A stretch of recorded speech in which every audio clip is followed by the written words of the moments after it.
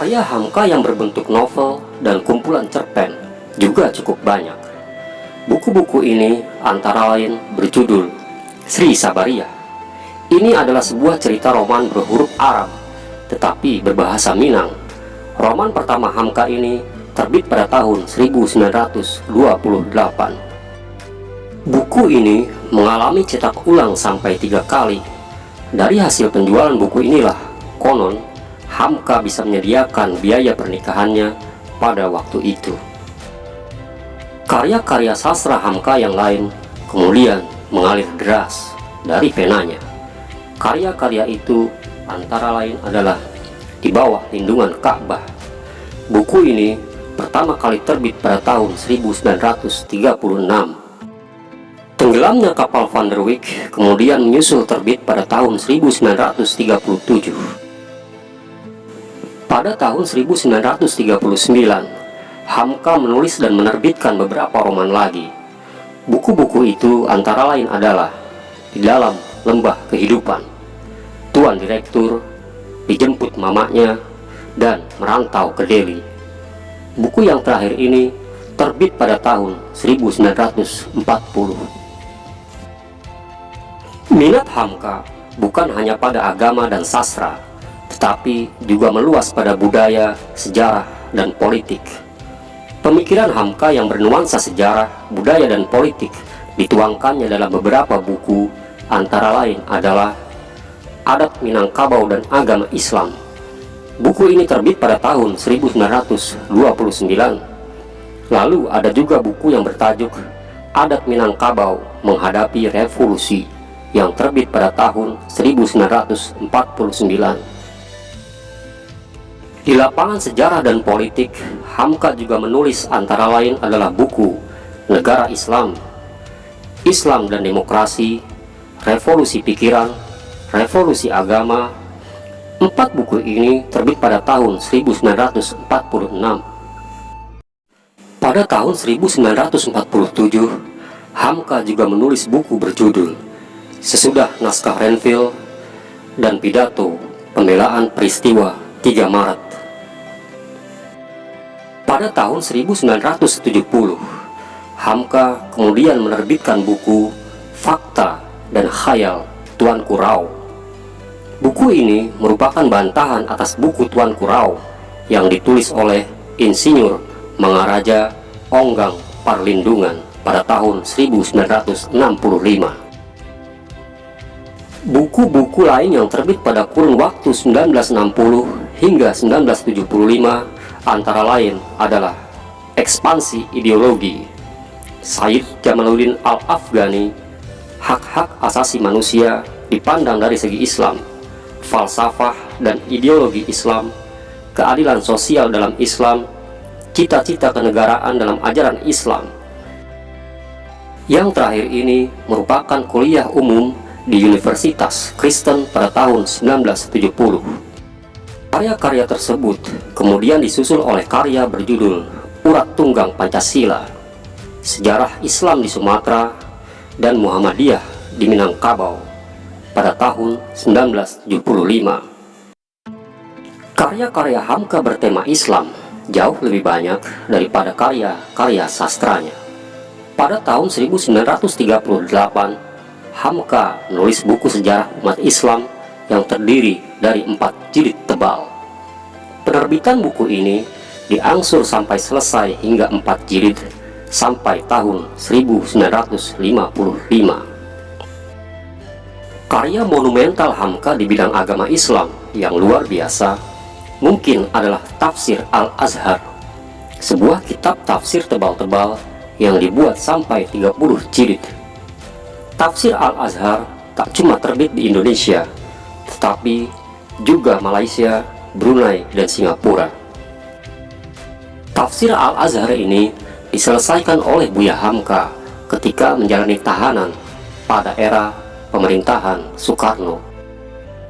Selain buku-buku bertema agama, sastra, budaya, sejarah, dan politik, Buya Hamka juga menulis kisah lawatannya di negeri Paman Sam, Amerika, selama 4 bulan. Buku ini terdiri dari 2 jilid dan terbit pada tahun 1953. Hamka adalah putra ulama besar pada zamannya. Untuk mengenang sang ayah, ia juga menulis biografi Abdul Karim Amrullah, ayahandanya. Buku ini diberi judul Ayahku, terbit pada tahun 1950 di Jakarta. Hamka juga menulis biografinya sendiri. Buku ini diberi judul Kenang-kenangan Hidup, terbit dalam 4 jilid. Karya-karya Hamka dari berbagai bidang ada lebih dari 113 judul. Ini belum diperkaya lagi dengan buku-buku yang ditulis tentang beliau, antara lain adalah Kenang-kenangan 70 tahun Hamka. Buku ini ditulis sekitar 58 tokoh, antara lain oleh Bung Hatta, Muhammad Natsir, Deliar Nur, H.B. Yasin, Iwan Simatupang, dan lain-lain. Ada juga buku berjudul Perjalanan Terakhir Hamka.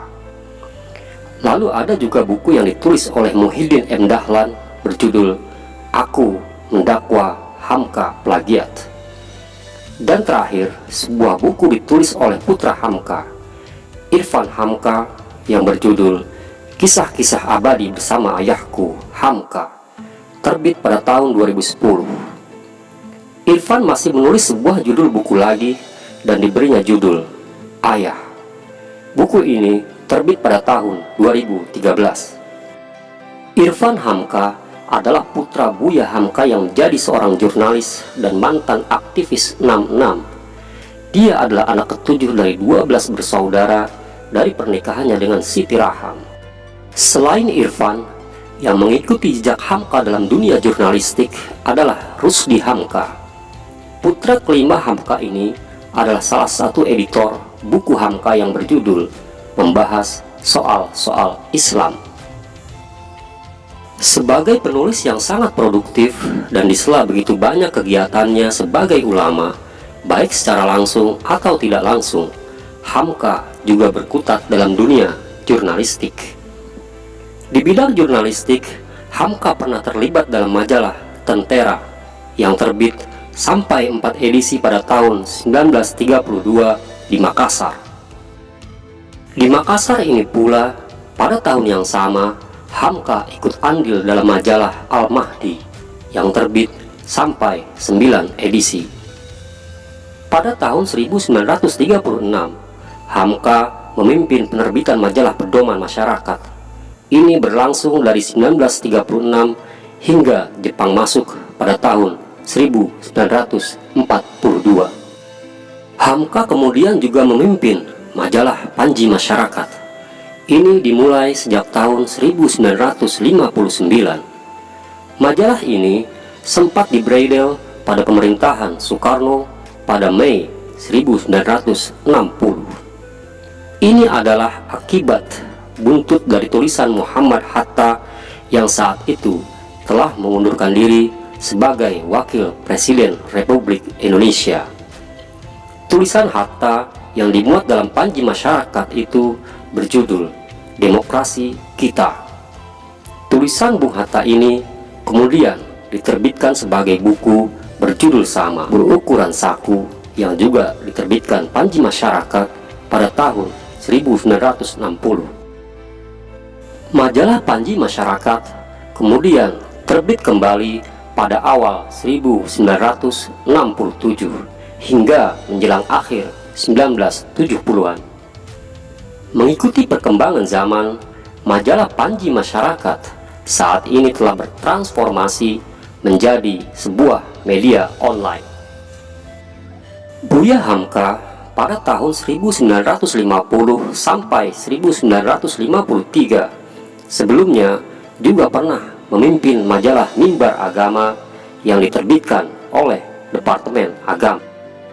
Nama Hamka sebenarnya bukanlah nama asli atau nama sesungguhnya. Hamka merupakan nama pena yang merupakan inisial dari namanya sendiri, yaitu Haji Abdul Malik Karim Amrullah, disingkat Hamka. Nama Hamka memang hampir mirip dengan nama ayahandanya, yaitu Abdul Karim Amrullah. Buya Hamka lahir pada tanggal 17 Februari 1908 di Tanah Sirah, kini masuk wilayah Nagari Sungai Batang, Kabupaten Agam, Sumatera Barat. Hamka adalah anak pertama dari 4 bersaudara. Buya Hamka mendapat gelar doktor dari Universitas Al-Azhar. Gelar yang sama juga dia dapatkan dari Universitas Nasional Malaysia. Sementara Universitas Mustopo Jakarta mengukuhkan Hamka sebagai guru besar. Kiprah Hamka dalam dunia politik membuat Hamka pernah mendekam dalam penjara. Hamka yang ketika itu memiliki hubungan yang dekat dengan Masyumi bersama para senior di Partai Masyumi ikut ditahan pasca pembubaran Partai Masyumi karena dianggap turut andil dalam pemberontakan. Peristiwa ini terjadi pada tahun 1964. Hamka ditahan selama 2 tahun, lalu menjadi tahanan rumah selama 2 bulan, juga tahanan kota selama 2 bulan lamanya. Ketika ditahan, karena kesehatannya yang memburuk, Hamka dipindahkan ke rumah sakit. Selama dalam tahanan di rumah sakit inilah Hamka melanjutkan menulis tafsir Al-Azhar dan menyelesaikannya. Meski pernah dipenjara ketika pemerintahan Soekarno, namun Hamka tak pernah menyimpan dendam kepada Presiden RI pertama itu. 5 hari sebelum meninggal dunia, Soekarno meminta kesediaan Hamka untuk menyolatkan dirinya jika ia meninggal dunia. Hamka memenuhi permintaan Presiden Soekarno ini. Saya tidak pernah merasa dendam kepada orang yang pernah menyakiti saya. Dendam itu termasuk dosa. Selama 2 tahun 4 bulan saya ditahan, saya merasa itu semua merupakan anugerah yang tiada terhingga dari Allah kepada saya, sehingga saya dapat menyelesaikan kitab tafsir Al-Quran 30 juz. Begitu kata Hamka dituturkan pada putranya, Irfan Hamka. Ayah memaafkan semua orang yang pernah berseteru dengannya. Begitu kata Irfan di dalam bukunya tentang Hamka. Tak banyak yang tahu ketika Majelis Ulama Indonesia terbentuk pada 26 Juli 1975, Hamka terpilih secara aklamasi sebagai Ketua MUI pertama. Pada hari itu pula, Hamka berpidato pertama kali sebagai Ketua MUI. Ketika ia menyampaikan pidato saat pelantikan dirinya, Hamka menyatakan bahwa dirinya bukanlah sebaik-baiknya ulama. Ia menyadari bahwa dirinya memang populer. Tetapi kepopuleran bukanlah menunjukkan bahwa saya yang lebih patut. Begitu kata Hamka. Buya Hamka kemudian menjelaskan posisi MUI dengan pemerintah dan masyarakat terletak di tengah-tengah, laksana kue bika yang dibakar api dari atas dan bawah. Api dari atas ibarat harapan pemerintah, sedangkan api dari bawah wujud keluhan umat Islam. Berat ke atas, niscaya putus dari bawah. Putus dari bawah, niscaya berhenti jadi ulama yang didukung rakyat. Berat kepada rakyat, hilang hubungan dengan pemerintah. Ketika menjabat sebagai Ketua MUI, Hamka meminta agar dirinya tidak digaji. Ini suatu sikap yang menunjukkan bahwa yang dilakukannya adalah bentuk pengabdian diri yang seutuhnya.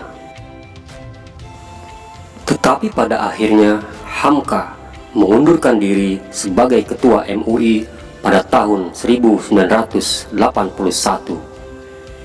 Ini dia lakukan karena ia mempertahankan pendiriannya atas fatwa MUI yang menolak perayaan Lebaran dan perayaan Natal disatukan meskipun saat itu jaraknya berdekatan.